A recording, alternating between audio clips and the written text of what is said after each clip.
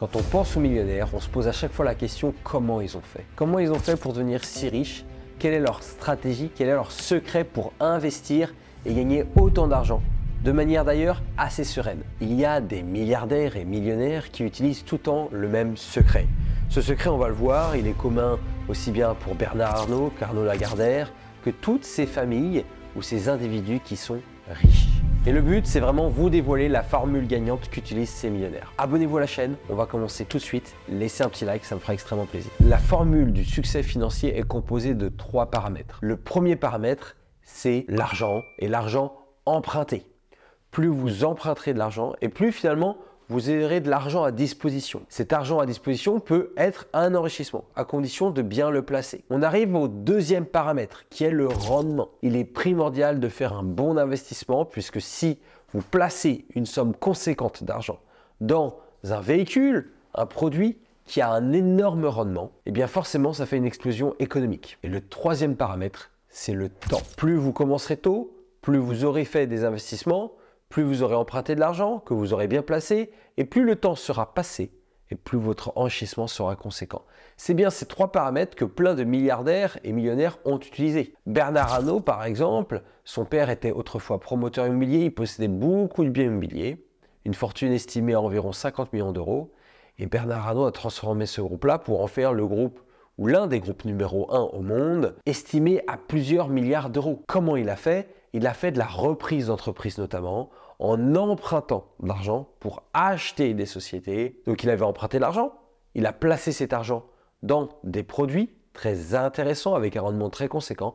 Et après, j'ai envie de dire, le temps est passé. C'est donc le cumul de ces 3 paramètres qui vous donnera un succès financier garanti. Alors désormais, on va étudier chacun de ces paramètres. Paramètre numéro 1, l'emprunt. C'est vraiment grâce à l'emprunt que vous pourrez augmenter vos revenus. Alors j'ai déjà fait des vidéos sur l'emprunt et comment emprunter, qu'est-ce qu'il faut faire, mais l'emprunt c'est essentiel. Ce qu'il faut bien se dire, c'est que c'est un effet de culbute qui est essentiel. Typiquement moi dans mes investissements, lorsque j'ai emprunté jusqu'à 1,5 million d'euros, j'ai mis 5% d'apport. 5% d'apport tout compris. Ce qui veut dire qu'en fait j'ai dû mettre environ 70 000 euros pour emprunter 1 500 000 euros. Ce qui signifie que dans l'équation, j'ai gagné 1 425 000 euros. Il suffit de faire la soustraction, 1 500 000 euros moins 75 000 euros et j'arrive à ce résultat-là. Et ça, c'est l'argent que finalement j'ai reçu. Alors évidemment, cet argent-là, je l'ai placé par la suite dans des produits d'investissement, dans des biens immobiliers en fait, extrêmement intéressants. Mais je n'aurais jamais pu le faire si je n'avais pas pu bénéficier d'autant d'argent, d'autant d'emprunts. Alors il y a plein de choses qu'on pourrait dire, comment faire, comment ne pas faire, comment emprunter autant avec aussi peu d'apport. Je vous oriente vers une autre vidéo où j'explique un petit peu la méthode et sinon vous pouvez aussi cliquer dans le lien dans la description où j'explique comment tout simplement emprunter quand on habite à l'étranger et qu'on souhaite investir en France. C'est le premier lien et c'est une masterclass qui est offerte. Maintenant, il y a quand même un élément qui est essentiel pour emprunter autant. L'élément qui est essentiel, c'est l'épargne. L'épargne, c'est-à-dire pouvoir mettre de l'argent de côté parce que j'ai quand même eu 75 000 euros. Ces 75 000 euros, ils ne sont pas sortis de nulle part. J'ai dû les épargner. Et c'est notamment grâce à ma gestion financière que j'ai pu emprunter autant. C'est l'un des éléments essentiels.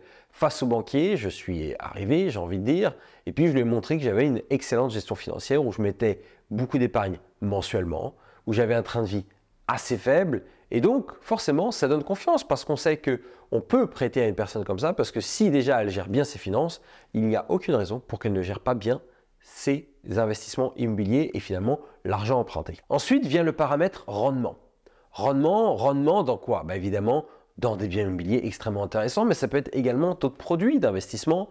Ça peut être pourquoi pas la bourse, ça peut être pourquoi pas la crypto. Ça peut même être d'autres choses auxquelles on pense un peu moins, comme l'art. L'art, c'est un domaine d'ailleurs où il y a beaucoup d'exonération de plus-value en général. C'est un domaine qui peut prendre beaucoup de valeur. C'est un domaine aussi de connaisseurs, donc il faut beaucoup s'y connaître. Mais il y a évidemment des bons investissements à faire dans l'art, par exemple. Une chose est certaine, plus il y aura un risque qui sera pris et plus le rendement sera intéressant. C'est généralement comme ça que cela fonctionne. Un exemple tout bête, lorsqu'on fait la location courte durée, en théorie, on prend plus de risques étant donné qu'on n'a pas de locataire fixe et donc en permanence, on doit trouver un nouveau locataire. Et donc, il y a plus de risques. Et c'est pour cela notamment que le rendement est plus intéressant. Parce qu'en fait, on va louer à la nuitée, on va louer tous les 2 jours, on va louer à la semaine. Et donc forcément, on fractionne notre investissement en le louant à un maximum de personnes possible. Et donc, ça comporte un risque. Et ce risque, il est plus rémunérateur que si je louais à une personne en longue durée. C'est un petit exemple, mais pour démontrer à quel point en fait, plus le risque est important et plus le rendement sera important. En réalité, il n'y a pas non plus besoin de prendre énormément de risques. À titre personnel, j'ai pris beaucoup de risques, mais à chaque fois, c'était des risques mesurés parce que j'avais des connaissances très pointues et je mesurais à chaque fois le risque sur chaque opération. Alors pour maîtriser le risque, j'ai tourné d'autres vidéos à ce sujet-là et notamment comment acquérir son premier bien immobilier avec certitude. Qu'est-ce qu'il faut vérifier? Ce qui peut être également intéressant c'est trouver des stratégies asymétriques, c'est-à-dire des stratégies où le rendement est supérieur au risque. Et il y en a plusieurs. Quand on fait une colocation, finalement, le rendement va être très important par rapport au risque-prix. Puisqu'en réalité, trouver 3 personnes par exemple pour une colocation, c'est pas si compliqué que ça quand on s'y connaît. Et en réalité, on aura même 3 loyers plutôt qu'un. Donc qui est-ce qui prend le plus de risques? Celui qui a un locataire ou celui qui en a 3? C'est celui qu'on a un qui prend plus de risques parce qu'en réalité, il peut avoir un impayé. Lorsqu'on a 3 locataires, en réalité, pour qu'on ait 3 impayés, c'est quand même extrêmement rare. Surtout quand on sait bien faire les choses comme c'est votre cas si vous voyez cette vidéo-là. L'autre chose, c'est qu'on peut aussi s'orienter vers des investissements où il y a plus de travaux. Qui dit plus de travaux dit également plus de risques, mais dit également forcément un retour sur l'investissement qui doit être plus intéressant à condition de bien maîtriser les travaux. Alors vous l'aurez compris, quand on prend un risque, il est primordial d'avoir des connaissances, de maîtriser certains outils, d'avoir un réseau et même avec le temps de se créer une expérience. C'est comme ça en plus que vous pourrez améliorer votre rendement, que vous pourrez donc aussi diminuer le risque parce que vous aurez plus de connaissances et ça c'est primordial. Le troisième facteur, je vous l'ai dit, c'est le temps. Le temps, c'est ce qui va permettre de créer des intérêts composés. Et ça sera certainement votre meilleur allié. Le temps, c'est évidemment considérable et à plusieurs niveaux. Premièrement, parce que votre investissement va se rembourser avec le temps. Donc déjà, on est gagnant. Deuxième opportunité avec le temps, c'est que dans le temps, les investissements prennent de la valeur. Et rien qu'avec ces 2 facteurs-là, on va évidemment gagner beaucoup d'argent. Moi, c'est ce qui se passe. Je regarde rarement mes emprunts. Je regarde rarement le niveau de mes emprunts, mais quand je le fais, je suis parfois assez étonné de voir à quel point mes emprunts ont été remboursés. Je pense par exemple à un investissement que j'ai fait en 2021.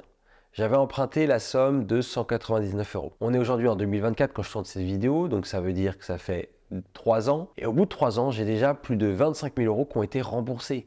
25 000 €, c'est pas moi qui ai remboursé cet argent-là, ce sont évidemment c'est mes locataires. Et donc, c'est quand même très substantiel. J'ai donc gagné 25 000 € grâce au temps.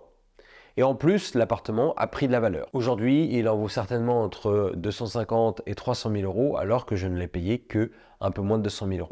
Donc on voit bien que le facteur temps est essentiel. L'autre intérêt avec le temps, je l'ai dit, c'est les intérêts composés. Qu'est-ce que ça signifie? Les intérêts composés, c'est finalement les gains qu'on va percevoir avec le temps car notre investissement va produire du gain, va nous produire par exemple du cash flow en immobilier ou des dividendes quand c'est des titres en bourse. Et donc ce cash flow ou ces dividendes, lorsqu'on achète des actions, eh bien au lieu de les garder pour soi et en faire un petit peu n'importe quoi, je sais pas moi, en achetant une voiture, en allant déjeuner tous les midis au restaurant, eh bien si vous les réinvestissez, là, c'est exponentiel puisque c'est ce qu'on appelle les intérêts composés. C'est donc ce qui vous permettra d'agrandir votre rendement encore davantage. Aujourd'hui, je perçois entre 5 et 6 000 € de cash flow net tous les mois grâce à mes biens immobiliers. Et cet argent-là, j'en prends une partie en effet pour me faire plaisir de temps en temps, mais il y a une bonne partie que j'en profite pour réinvestir. Et donc forcément, ça me permet de continuer à enchaîner les investissements immobiliers. C'est donc cette formule qui vous rapportera le succès financier qui vous permettra d'être millionnaire. Milliardaire, ça sera beaucoup plus compliqué, mais déjà millionnaire, c'est pas trop mal.